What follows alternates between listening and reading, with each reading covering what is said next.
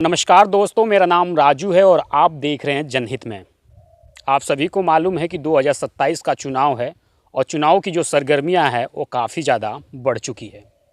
एक तरफ बात करें भारतीय जनता पार्टी पुनः सरकार बनाने के लिए एक्टिव है, तो वहीं बहुजन समाज पार्टी भी अपनी कमर कस ली है।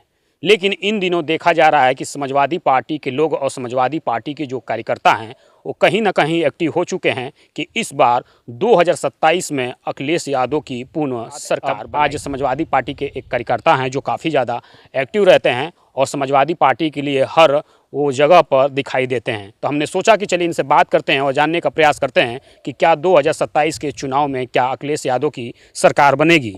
सबसे पहले तो आपका स्वागत है। मैं वीरेंद्र यादव, पूर्व जिला कोषाध्यक्ष समाजवादी पार्टी बलिया,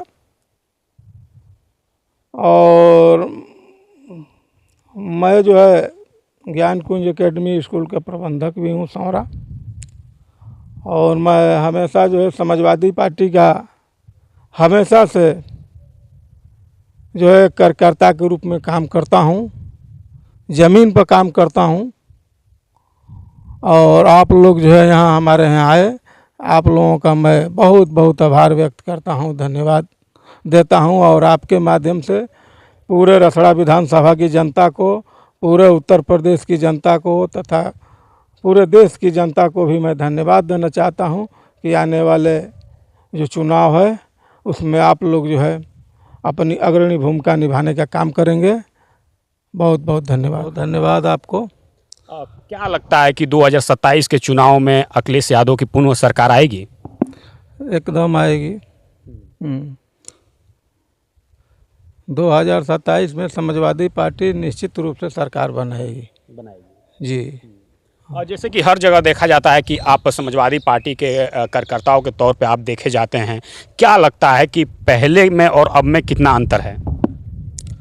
देखिए, समाजवादी पार्टी हमेशा संघर्षों की पार्टी है और समाजवादी पार्टी हमेशा संघर्ष में विश्वास करती है। समाजवादी वही है जो समाज के अंतिम निचले व्यक्ति पर खड़े व्यक्ति की लड़ाई लड़ता है, वही समाजवादी है। समाजवादी हमेशा पीड़ित के साथ, दलित के साथ, पिछड़ों के साथ जो अन्याय होता है उसके लिए हमेशा खड़ा रहता है, वही सच्चे समाजवादी है। और नेताजी के ज़माने से लेकर आज तक अगर आप देखेंगे उत्तर प्रदेश में तो अन्याय के खिलाफ, अत्याचार के खिलाफ अगर कोई लड़ रहा है तो वो मात्र एक समाजवादी लोग हैं जो लड़ाई लड़ने का काम कर रहे हैं। बाकी लोगों ने तो अपना हथियार डाल दिया, यह दम नहीं है। आप बताइए, आप पत्रकार हैं, अगर किसी पार्टी ने समाजवादी पार्टी के अलावा अगर कोई लड़ाई दलितों के लिए, पिछड़ों के लिए अगर लड़ी हो तो आप बताइए। एक भी कोई संघर्ष नहीं, आवाज़ भी नहीं उठाया जा रहा है दूसरे पार्टियों के लिए। मैं किसी पार्टी की आलोचना नहीं करना चाहता, लेकिन तमाम घटनाएं घट रही हैं, लेकिन दूसरे दल के लोग हैं या तो भारतीय जनता पार्टी की अप्रत्यक्ष या प्रत्यक्ष रूप से मदद करने का काम करते हैं या तो अपनी बात को बंद रखते हैं, अपनी जुबान को बंद रखते हैं, कोई आवाज़ नहीं उठाते हैं। पिछड़ों पर अत्याचार हो, दलितों पर अत्याचार हो, तमाम तरह के आपके ज़िले में भी, ये बलिया जनपद में भी घटनाएं घट रही है, लेकिन अगर कहीं से भी कोई आवाज़ उठा रहा है तो वो केवल समाजवादी पार्टी और समाजवादी पार्टी के लोग हैं। जिस तरीके से आपने बताया कि समाजवादी पार्टी के ही लोग हैं जो आवाज़ उठा रहे हैं, क्या लगता है कि विपक्ष की जो पार्टियां, अन्य पार्टियां हैं, क्या भारतीय जनता पार्टी से डरती है? बिल्कुल बिल्कुल। मैं इसलिए कहना चाहता हूँ, यही तो है लड़ाई। आज संविधान खतरे में है। अगर आप किसी सच बात को कह देंगे तो आपके ऊपर FIR हो जाएगा। आप पत्रकार हैं, आप भी अगर सच बोल देंगे तो आपको भी लोग जेल में डाल देंगे। अखिलेश यादव जी का भी एक बयान एकदम सेम आप ही जो कह रहे हैं, ऐसा ही एक सेम बयान और सनातन पांडे जी के घर पे आए थे तो उन्होंने सेम यही बात कहा था जी। यही हो रहा है ना। मिर्ज़ापुर वाले पत्रकार का क्या दोष था? उसने यही ना कहा कि दाल है कि दाल में पानी है कि नमक है, कुछ पता नहीं है। दाल खोजने पर भी नहीं मिल रहा था तो उसको जेल में डाल दिया गया। तो ये तो पूरे प्रदेश में हो रहा है ना। तमाम आपके 4 PM न्यूज़ को जो है बंद कर दिया गया, चैनल को। हैं, एक और प्रखर इंडिया नाम से एक और मौर्य जी हैं चलाते हैं, उनको भी बंद कर दिया गया। दोष इतना ही है कि लोग जो है अगर दूसरे के समाचार चला देंगे तो वो जो है भारतीय जनता पार्टी के लिए नागवार गुजरता है, उनके नेताओं के लिए नागवार गुजरता है, उस चैनल को बंद करते हैं। तो क्या लगता है कि जब ऐसा ही होता रहेगा तो क्या लगता है कि 2027 के चुनाव में आप लोग प्रचंड लहरा पाएंगे? बिल्कुल लहराएंगे। अगला चुनाव जो है करो और मरो का होगा। अगला चुनाव करो या मरो का। अगर हम तो आपके माध्यम से प्रदेश की जनता से, पूरे उत्तर प्रदेश की जनता से, उत्तर प्रदेश की जनता नहीं बल्कि पूरे देश की जनता से अपील करना चाहता हूं कि संविधान को बचाना है तो आपको भारतीय जनता पार्टी को हराना पड़ेगा। अगर भारतीय जनता पार्टी नहीं हारी तो निश्चित रूप से आपका संविधान खतरे में है, आपका अधिकार खतरे में है। जिस तरीके से अखिलेश यादव पीडीए को लेकर चल रहे हैं, तो क्या लगता है कि पीडीए कहाँ तक सफल रहेगा 2027 में?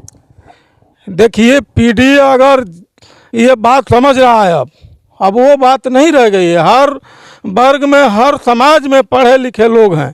पीडीए का मतलब हमारे नेता ने कह दिया कि पीडीए का मतलब जो पीड़ित हो, दुखी हो, वही हमारा पीडीए है। तो हर समाज के लोग, किसान वर्ग से आप पूछ लीजिए, किसान से पूछिए क्या किसान संतुष्ट हैं? उनको क्या समय से डीएपी मिल जाती है? उनको समय से जो है पानी मिल जाता है? किसान भी असंतुष्ट है। छात्र से पूछिए, छात्र भी असंतुष्ट हैं। आप बेरोजगारों से पूछिए, बेरोजगार भी असंतुष्ट है। कौन वर्ग है जो भारतीय जनता पार्टी से खुश है, इस सरकार से खुश है? कोई नहीं है। तब मैं कहता हूँ इस आधार पर कि अगली बार जो है प्रचंड बहुमत से माननीय अखिलेश यादव जी के नेतृत्व में फिर से सरकार बनने जा रही है उत्तर प्रदेश में।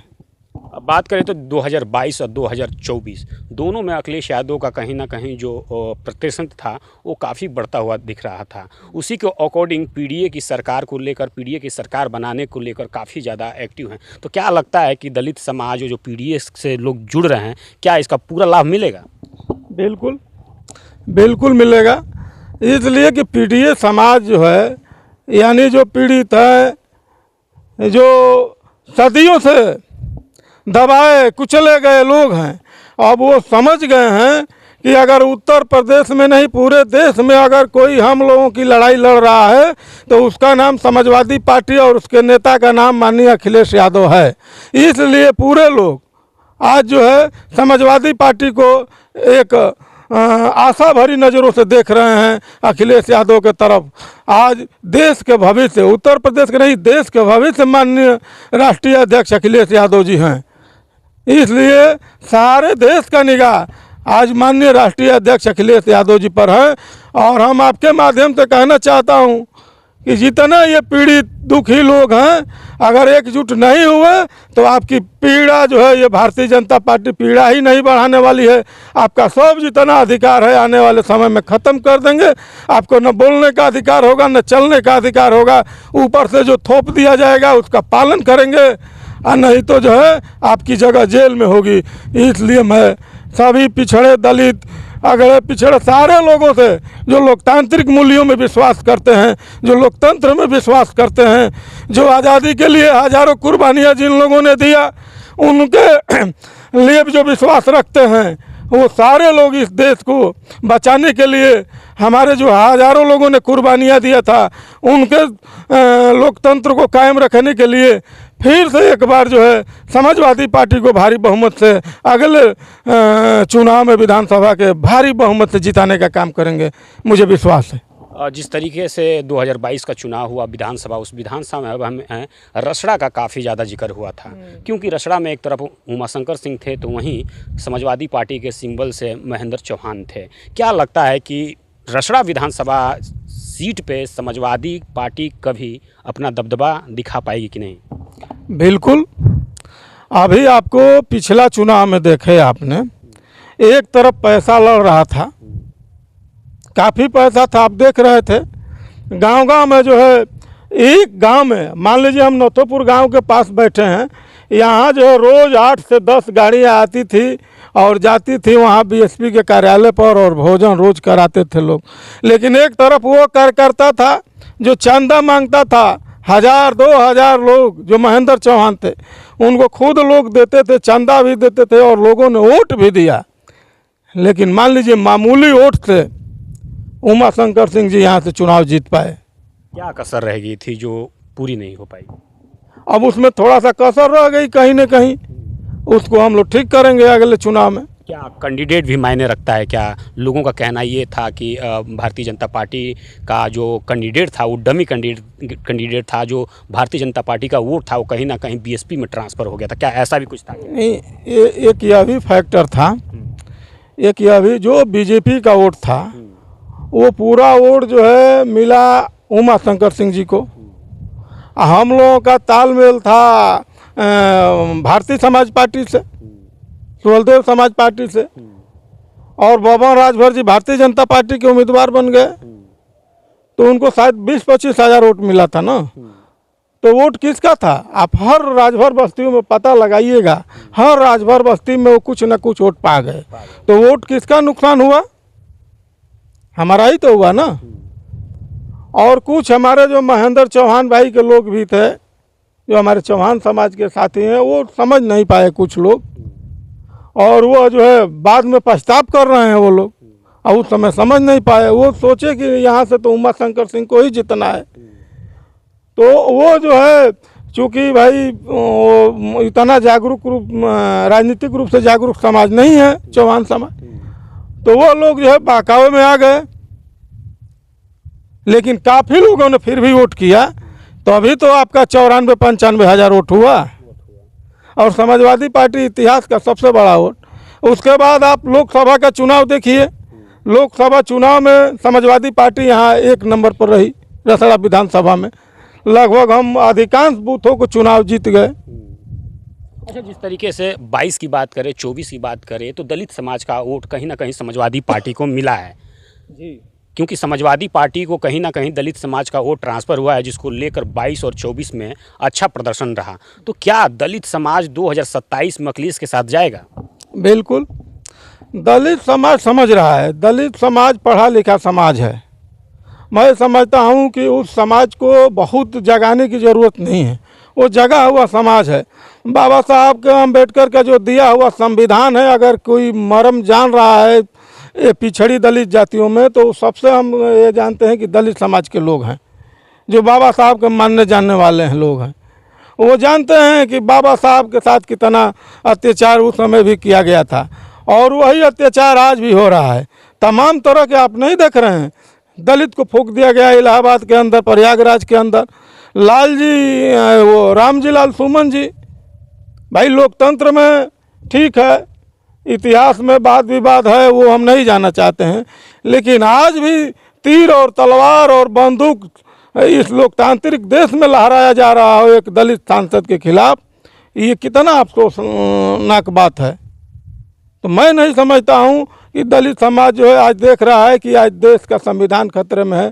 अगर इस देश को बचाना है तो पार्टी नहीं, जो जहाँ जिस तरह की लड़ाई में है वहाँ जो है उसको मदद करके, और भारतीय जनता पार्टी को हटाने के लिए आपको जो है आगे आना पड़ेगा दलित समाज को। और ये उनके जो बौद्धिक लोग हैं वो इस बात को समझ रहे हैं, और आने वाले दिन में हम समझते हैं कि पूरा के पूरा दलित समाज यहाँ उत्तर प्रदेश में ये समझ चुका है कि समाजवादी पार्टी ही भारतीय जनता पार्टी से लड़ रहा है, इसलिए दलित समाज के लोग समाजवादी पार्टी के साथ होंगे।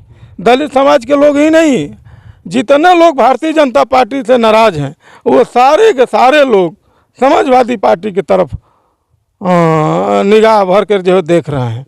और सभी लोग जो है अगला चुनाव में आप देख लीजिएगा समाजवादी पार्टी को प्रचंड बहुमत से जिताने का काम करेंगे। तो देख सकते हैं कि हमारे साथ समाजवादी पार्टी के नेता थे जिन्होंने अपनी बात रखी। अब इस विषय में आप क्या सोचते हैं, कमेंट बॉक्स में कमेंट करके अपनी राय जरूर बताइएगा। बहुत बहुत धन्यवाद।